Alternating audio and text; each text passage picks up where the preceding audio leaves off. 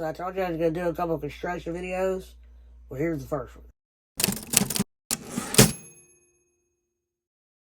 Many of you might know that a transfer switch goes in line between a generator and your main power panel. And in the event of a power outage, you just start up the generator, flip the switch, and the house will continue to get power. Currently, my generator is too small. It's not sufficient to power everything in my house. So there's not a real need for me to install a transfer switch. But what I did do is I went and got some cable. I got some heavy-duty extension cord connectors. And I made me a patch cord. Because what I can't have during a power outage is my steaks getting too cold. And I definitely don't want to lose everything in the freezer again. So I have some connections behind the refrigerator and the freezer. I have some connections in the stateroom. I ran the cable through and around all my walls, behind all my appliances, and I hid it. So I ran it into the kitchen, under the kitchen counter, and I poked it out the wall in the front of the house. That way, when I need to hook it up to a generator, I can just plug it in. The most annoying thing about a power outage is having to step all over drop cords that are all over the floor, especially when you're diastrophic. So this will not only make the floor cleaner, but it's a lot less hassle to set up right when the power goes out, because it never goes out at convenient times. So today I'm going to make a nice little access panel so I can wrap it up and hide it away when it's not in use. So what are we waiting on? Let's go. Disclaimer, this video is not sponsored by DeWalt, although I wish it was. So for the past couple years of building, it's just been dirt out here in front of my house. A couple weeks ago I put in this deck. So not only do I want to hide the cord today, I also want to move the water hose. So I'm going to start with that. By the way, if anybody's wondering what the other access panel is, it's under the window. That's to get to the water cutoff valves for my sink. In order to get my kitchen counter low enough for comfort, I actually had to put the trap for my sink under the floor and not in the house. Therefore, with the counter being so low, it was pretty difficult to connect my water lines to my faucet. So rather than fighting it for a couple hours, I just decided to cut a hole through the wall and make an access panel. It's not big enough for even me to crawl through, so nobody can use it to break into the house. One of the challenges of putting things in the right height for me is the fact that I have two heights. Half of the time I'm in my chair and half of the time I'm walking. So when I consider the heights of something, I try to find a balance. That way I can reach it when I'm in my chair or I'm walking. Out of all the building I do and everything else that I do, climbing in and out of my chair wears me out the most. That's why one of the projects that's on my list is to build myself a chair. But I have a lot of projects to complete before I can get to that step.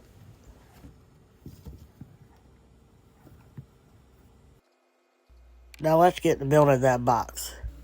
So this is a patch cord that I made that's hanging out the front of the house. I'm going to measure up what size I need to cut my hole. Use my square to mark my lines. Trying to keep them as straight as possible because I don't want a crooked box.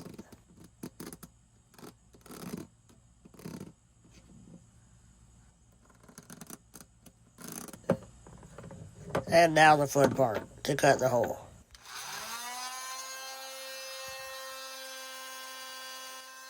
I guess it's a good time to remind everybody that this is not a hot line. Obviously I don't want to damage my cord, but if I were to hit it with a blade, I'm not going to shock myself. I'll wait to pull off those kind of tricks when I go live. Then y'all can call me Sparky the Dwarf.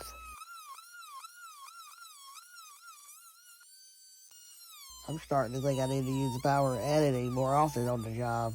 This sure does make it go faster.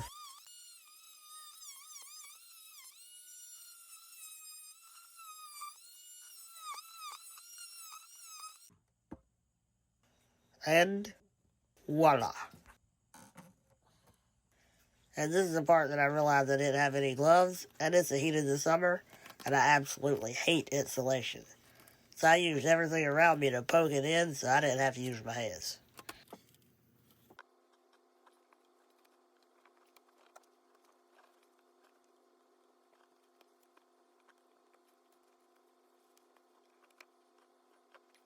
So I cut this hole out just above the wall footer and to the right of a wall stud. So now I'm going to take this 2x4 and I'm going to cut a right side and a top so that the box is completely encased, and if any bugs do travel in, they don't get inside of the wall. They can't get outside of that box. Yeah, I know, multi-tool is definitely not the best tool for this job, but I don't feel like digging out the miter saw or the skill saw. Not a perfect cut, but it works. I've found out that if I really need to, I can use this tool to cut a circle. To be honest with you, I think I can fillet a fish with it. Seriously though, if anybody knows me from construction, they know the multi-tool is my go-to. Okay, so here's the hole cut out. So now I'm measuring how wide I need the framework that I'm going to attach to the panel that's going to cover this hole.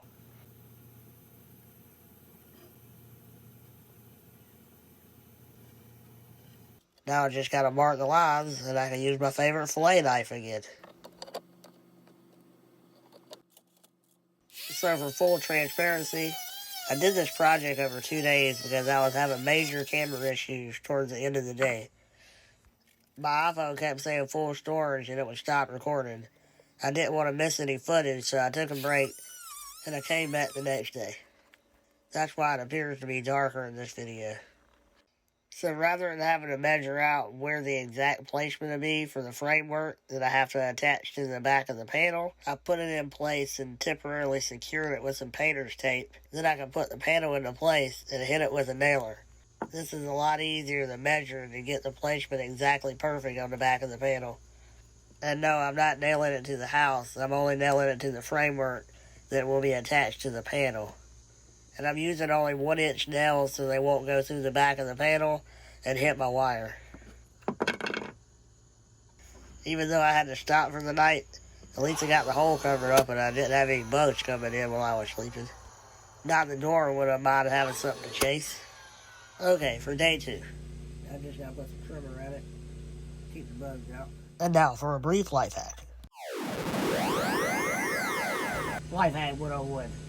No, it's not a Coke. What is it? No, it's not a Gatorade. It's sweet tea.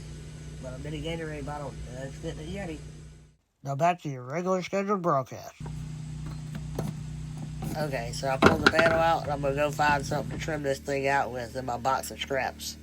So some of you may not know, but I didn't start walking until around the age of 21. So when I first started construction, I didn't have much balance yet. It was definitely still hard to step over the top of things. But after several years of construction, it definitely made me more nimble.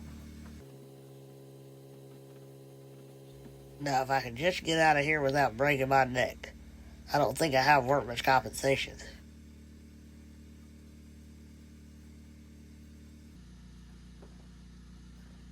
Now, back to my fillet knife. Again, this is definitely not the ideal tool for this job.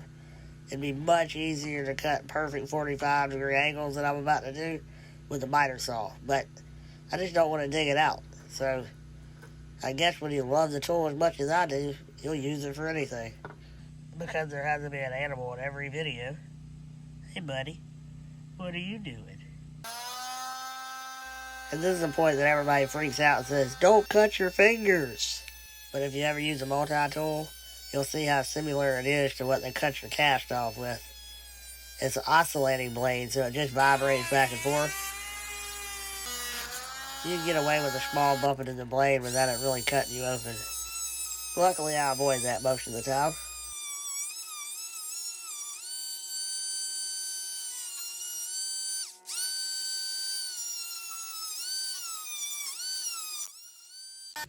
Now, I just got to put this thing together.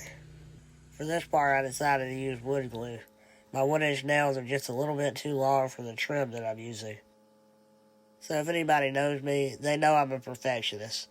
But the truth is, there's nothing in life that's perfect. And because I'm using a multi-tool and cutting these angles by hand, I know this box is not going to be perfect either. But what I can guarantee is it'll hold my cable, it won't leak, and the bugs won't be able to get in. So basically what I'm saying is sometimes I do jobs that are slightly rough around the edges, just as a reminder to myself to seek efficiency and sufficiency over perfection. So now to finish this thing up, all I gotta do is paint it.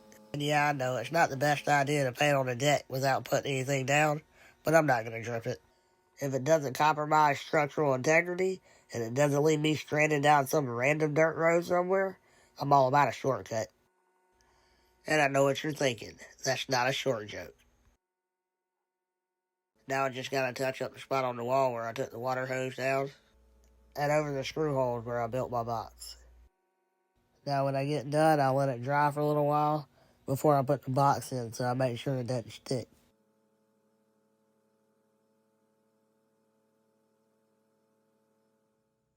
And there's the completed project. The paint looks a little brighter right now, but after a couple days, it'll dull out and it'll blend in with the rest. Okay, guys, that about wraps it up. So if you watched this video to the end, I hope you found some value in it, or at least enjoyed it a little bit. And if you did enjoy it, don't forget to hit that thumbs up. And if you didn't, feel free to hit the thumbs down. If you have any questions or ideas for future videos, just put it in the comment section down below. And don't forget to subscribe. And as always, thanks for your time and thanks for watching. Have a good one.